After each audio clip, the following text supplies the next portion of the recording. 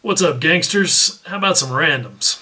Okay, so as you can see, there's a mess on my workbench because I just got some cool stuff in the mail and I've been, that's why I haven't done one of these random things in a while because I've been waiting for stuff in the mail, I've been working on projects, and I just been kind of stashing for a randomness video. So anyway, where to start? Let's start over here with this super cool stuff.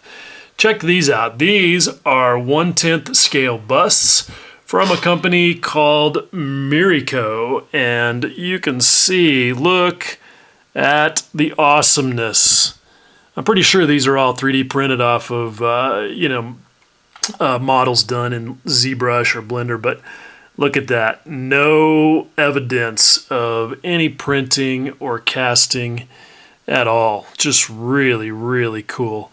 And a neat bust. I was just kind of looking for something to try and work on my figure painting chops, but I wanted something different and challenging, and so yeah, thought these would be pretty cool. Now, before you get all excited and you're like, oh, I want to go order some of this stuff, here's the bad news. Mirico has ceased operations. They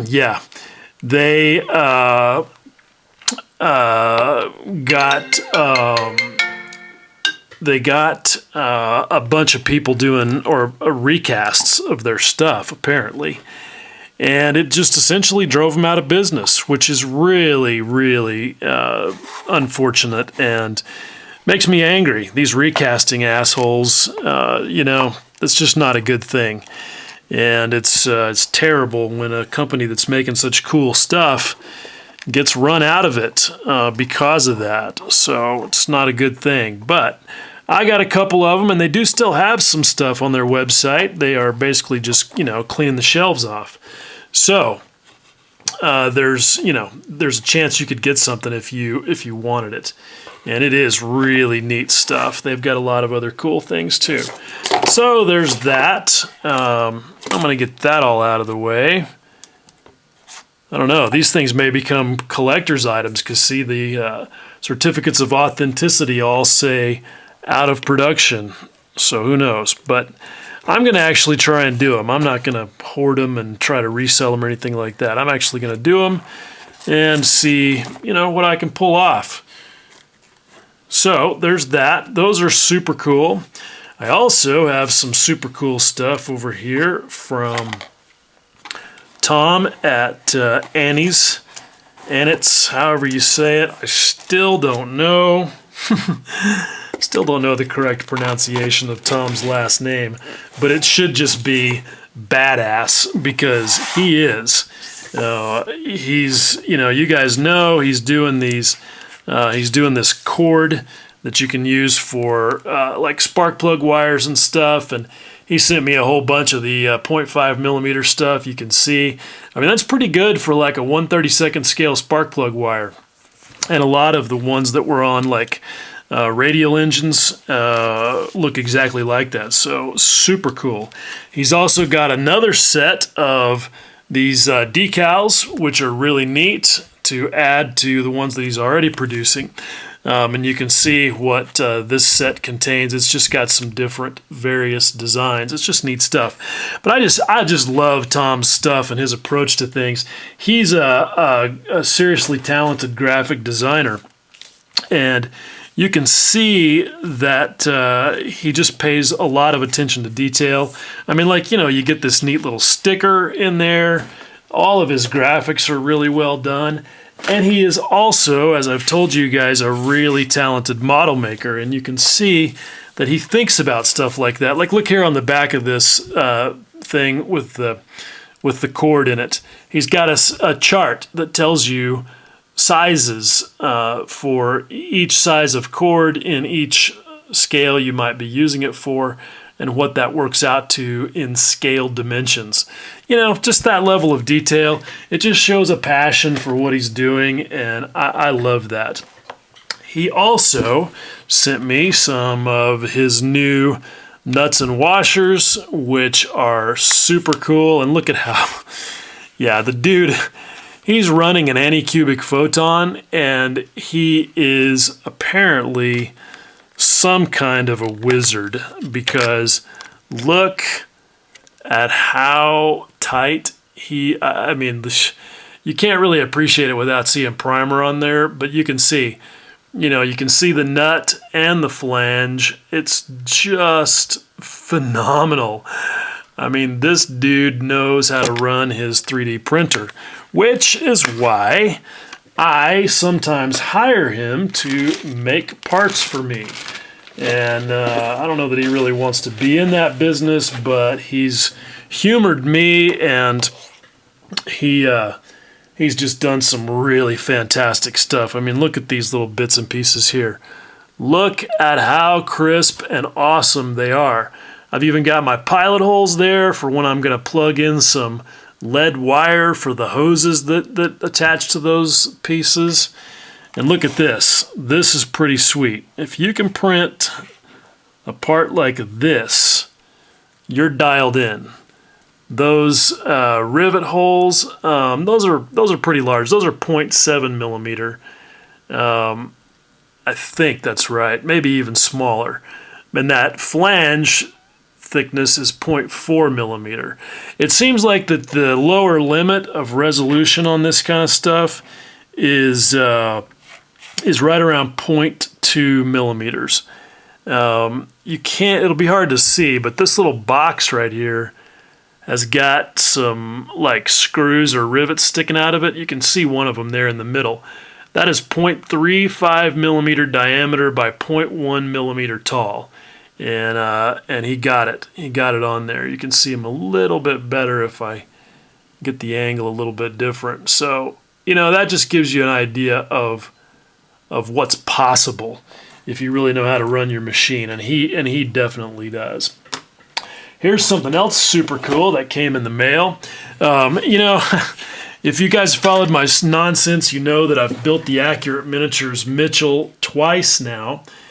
And in spite of how terrible a kit it was and how gnarly the project was, especially on the first one, the irony is that the coolest things have come to me as a result of that first project and my YouTube series about it. And this is one of those things. This is a piece of a Mitchell, a B25J as a matter of fact. This is a piece of aluminum. You can see it's got the tag on it, 1942 it says, or that's the revision for the tag. Who knows what the actual inspection date was. There's probably some way to figure it out from that code right there. But this is what's cool. Okay, this is interior green, all right? I know people laugh because interior green is just one of my triggers. It's not a group of colors like a lot of people think it is. It's a specific color, and it was initially created by North American Aviation by blending zinc chromate yellow. Yellow is the native color of zinc chromate. It's actually a compound. If you look at the zinc chromate powder, it's bright yellow. And zinc chromate yellow paint looks kind of like a golden delicious apple. Zinc chromate green looks like a green, like a Macintosh apple, one of those crazy bright green ones. And a lot of people make the mistake of thinking that that's interior green. It's not. When you mix black and yellow, you get this kind of olive green color. And this is the real color. It got standardized as AN 611 later on in the war. And obviously, different manufacturers, might have had their own particular variations of it. But if we're talking Mustangs and Mitchells, that is interior green, and I love it. The guys that sent me this are from a museum in Michigan, and it's called Warbirds of Glory. And I would really encourage you to get on the old interwebs. Go check out their website. Look at what they're doing. They've got 3 Mitchells that they are restoring. And these guys just, talk about having a passion for a project. These guys really do. And they're just super cool dudes. And you should go and check out their stuff. Maybe buy some of their gear.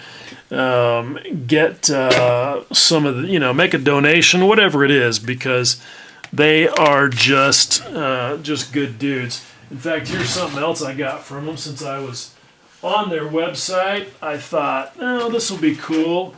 Is this B25 Factory Times book. I just thought it would be neat to add to my collection. Well, you know, even if I don't necessarily need it right now, but it's super cool. It's got a lot of neat photographs in it and a lot of the story of just manufacturing the Mitchell. So, speaking of manufacturing, I have actually been doing some work.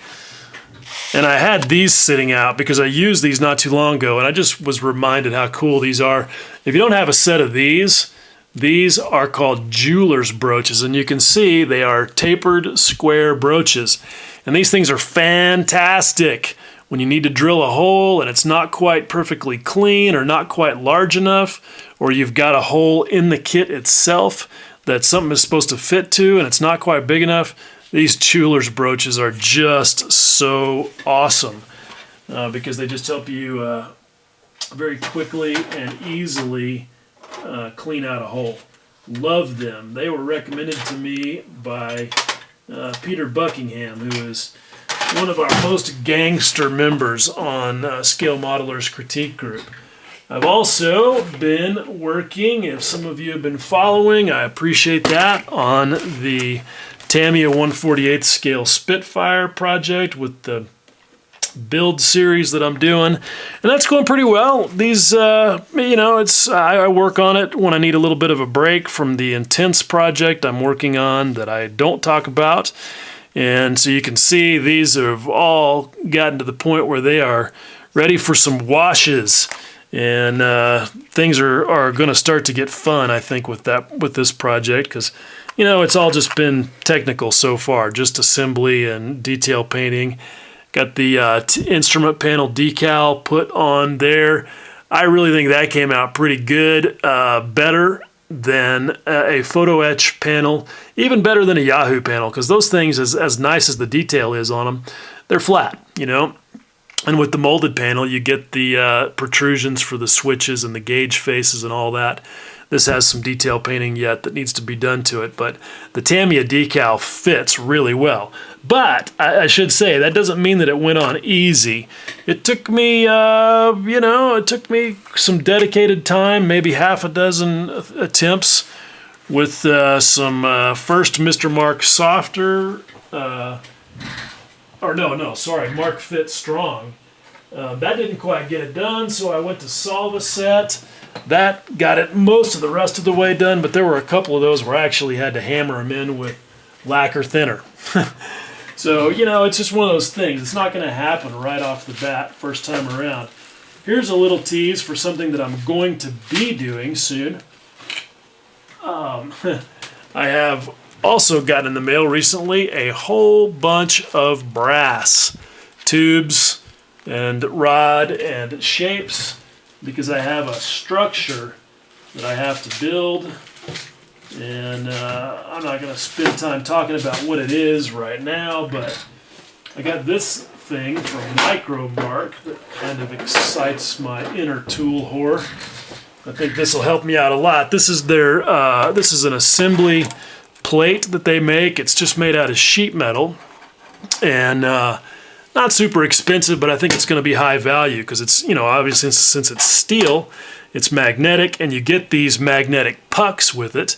And then I also got myself a small machinist square, which will be handy, and I think this will help me with the thing that I have to build out of brass, which is kind of like just a big frame type thing. So anyway, yes, more tools, always more tools. I don't know where I'm even going to put them all, but anyway, good stuff. And yeah, so that's everything, I think, and it better be, because that's like 15 minutes of random instead of 10. Anyway, that's it. See ya. Bye. That was a lie, because that's not all. I can't believe I forgot to show you this. This is something that I've been involved in just recently. You guys know that I'm a big fan of John Geigel at Masterpiece Models. He has all kinds of dope stuff that he sells, tools and kits and stuff that are really unique. And he wanted some stuff, you know, for to go kind of along the lines of the Benchmate thing that we did, which if you're not familiar, check out their website. The Benchmate is the building and transport fixture for model airplanes.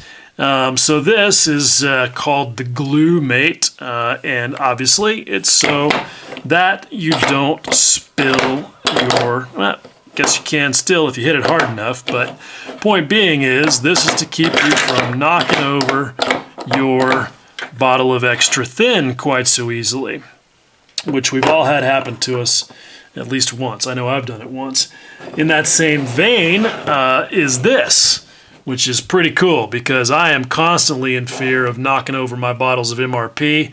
I've done it. It's a bad scene, and especially with these ridiculous new bottles that they're doing, they are super skinny and they will fall over if you just, you know, sigh heavily in their direction. So this thing is pretty good. It's a solid chunk of resin. You can see it's, you know, it's solid even on the bottom. So it's a, you know, it's a pretty hefty little brick of material. It'll fit other bottles as well, because there are other companies that use bottles that are this same size. I think All-Clad bottles are exactly the same, so they'll help you there too. So anyway, one more cool random thing. Well, damn it, I lied again because, yeah, still not done. And this is going to be like 20 minutes of random, but I don't even care because I told the guy who sent me these that I was going to feature him in my video as soon as possible, and I'm a man of my word. These are fantastic. Okay, look at what these are. These are little bitty tiny flange head bolts. And they're machined out of either stainless or aluminum, I'm not sure what. But look at the detail. They've even got the lightning hole drilled in the top of them, because that's what you'll see on a lot of fasteners for race cars and motorcycles. So for you guys that build race cars, motorcycles, or whatever, anything that might need bolts like this guy, Mr. Chin, these things are fantastic. And we needed a new supplier of these little metal fasteners because I think that the guys who were making them, the T2M or whoever they were, Top Studio, I'm not sure, but they've gone and you just can't find them anymore. So look at these 1.5 millimeter size ones, and you can see the level of detail. These are just, I just can't get over how stinking cool these things are. Look at that. That is just so dope. Yeah, it makes me want to build something just so I can use these, and I'm sure that I will have a use for them at some point. But you can see they come in a complete range of sizes, and I think that they are about $10 for each packet of 10. So that works out to like 50 cents a piece, which for me, when you're doing something that's got, you know, really high detail and you need some really high value detail additions, you know, this kind of stuff is yeah, almost price is no object. So super cool stuff. Wanted to make sure you guys saw these. Yeah, super dope.